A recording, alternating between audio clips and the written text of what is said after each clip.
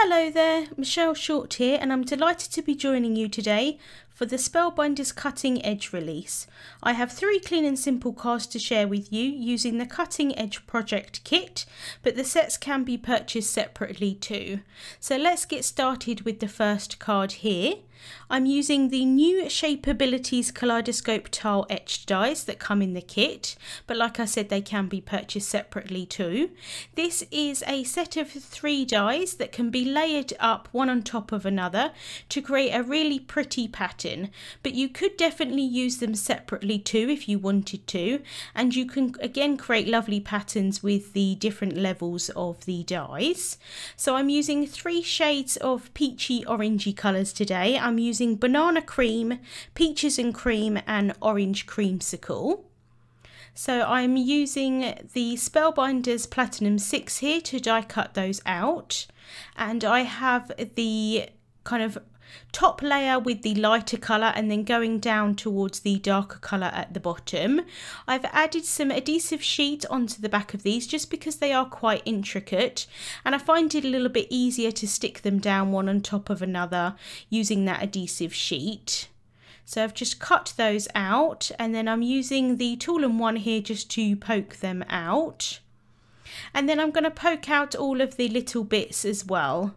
Sometimes they all come out when die cutting and sometimes you need to poke them out, but I find it quite therapeutic just to sit and poke out the little pieces. Because I've added that adhesive sheet onto the back, I can now just peel off the backing of that, and then I can stick the middle portion onto the bottom portion. And as you can see, it lines up really nicely, and you still see some of the darker colour underneath, but you see a lot less of this colour rather than the top layer. So again, I'm just going to peel off the backing of the top layer, and then I can add that on top. And you can create some really pretty patterns. Like I said, with these you could create multiple in lots of different colours, but I just decided to use the one on my card today. I'm now going to stamp out the sentiment, and this is the "You Are the Best Ever" sentiment from the stamp set that's in the kit. I'm inking that up with clear pigment ink. I'm stamping that down onto some white cardstock, just using an anti-static powder tool there, stamping that down, and then I can apply some Journey Gold embossing powder. I thought the gold colour would work quite nicely with the kind of orangey tones in the cardstock.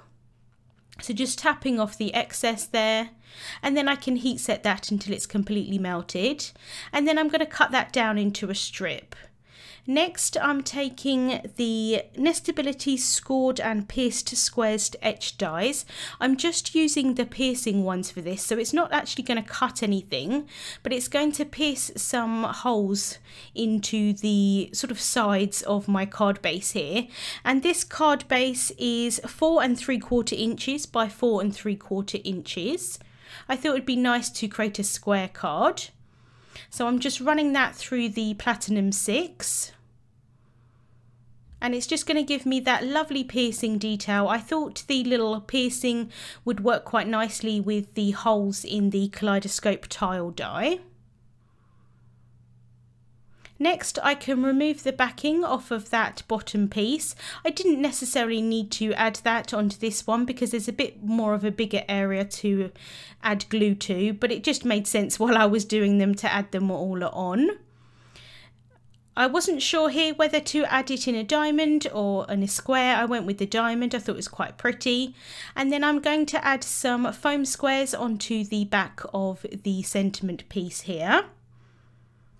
The kit does contain 4 pre-kitted projects, including instructions, supply lists, and everything you need to get started straight away. But there is lots of inspiration on the Spellbinders blog and also on the YouTube channel for different designs like I'm using today. So I'm just sticking that sentiment strip into the middle of that Kaleidoscope tile, and then I'm adding small dabs of liquid glue just at the top and the bottom, and I'm going to add in a little gem there just to finish off the card. I didn't feel like I needed a lot of embellishment because the Kaleidoscope tile is quite detailed, but I thought it was quite nice just to have those gems either side. And I did create another card using the Kaleidoscope tile, and for this one I did it in shades of blue. You could create loads of different colour combinations with these. I went with quite simple shades, but like I said, you could do, sky's the limit on what you could do with them. For my second card, I'm using the Die Delights Kimono Etched dies, and these are also kind of like a layering die set. So you get the outline for the kimono, which you could cut in one colour, for example, and then you also have the pieces inside which you could cut in another colour, and then you also have some pieces that you can layer on top to add some decoration to the kimono. So first of all, I wanted to cut the outline from some gold cardstock, and I'm using the gold mirror cardstock for that. So again, running that through the Platinum 6, and that's going to give a really pretty outline to my kimono. And then I'm also going to use the smaller pieces that I've cut out and cut the extra pieces on top. You can actually cut these while you're cutting the outline. You can just add the pieces inside, but I found it just as easy to add them separately. So just running those through the Platinum 6.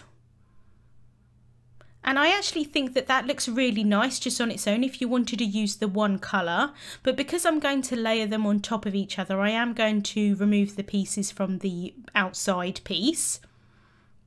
And then I'm going to cut the kimono from some Huckleberry Fusion cardstock.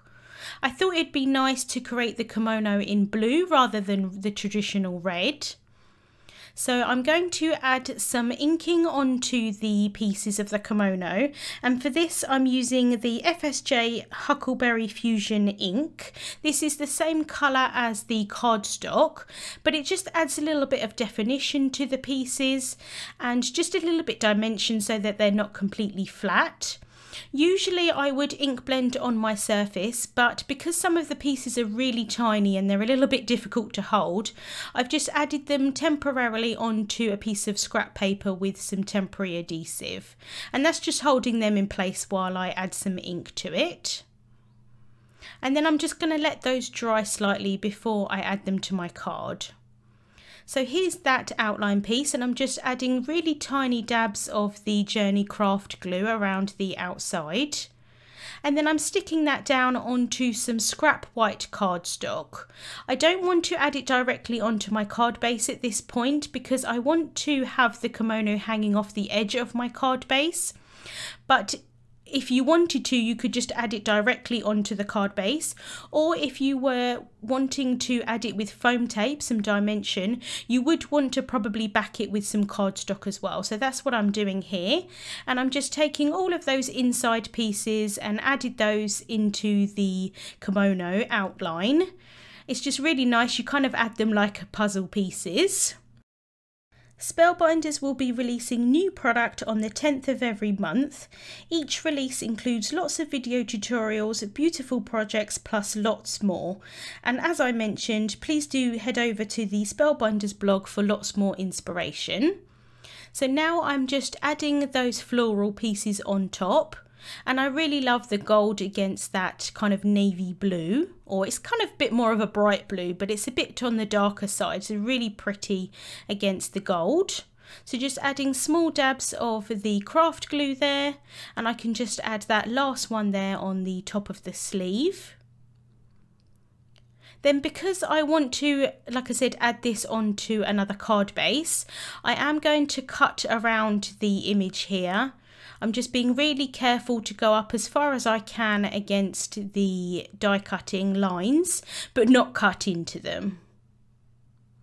Next, I've taken a card base here and I've added some score lines onto it. I do apologise that it's very difficult to see on camera and also in the photos, but in real life it just adds a nice extra touch to a clean and simple card.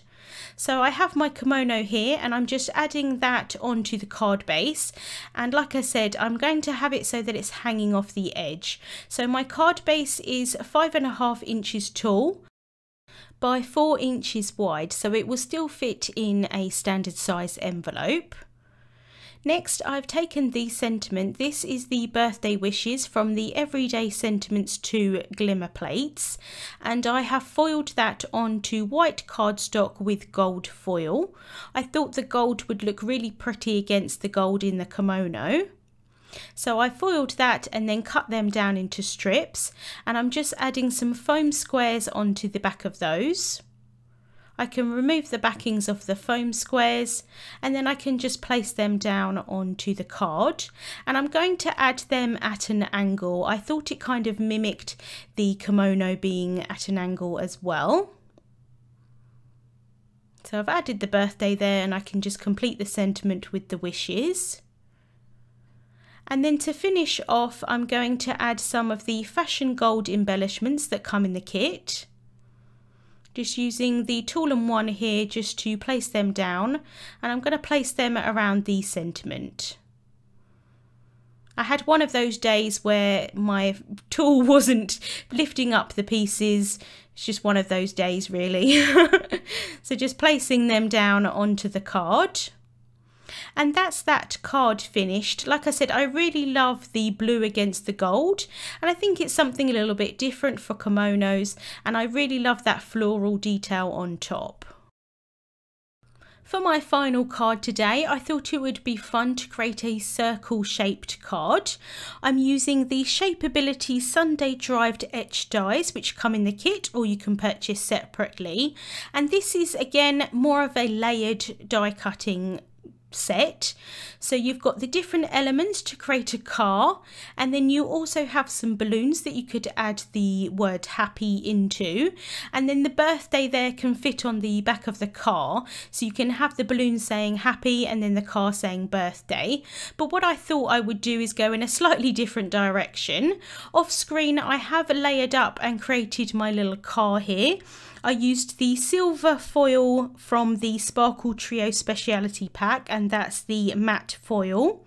And then I've also used the black licorice cardstock for some of the elements, and also the blue lagoon cardstock as well. And I wanted to share here that you can add that happy into the back of that piece on the car, but I just decided to do it in that silver foil cardstock instead, and I really love how this little car turned out.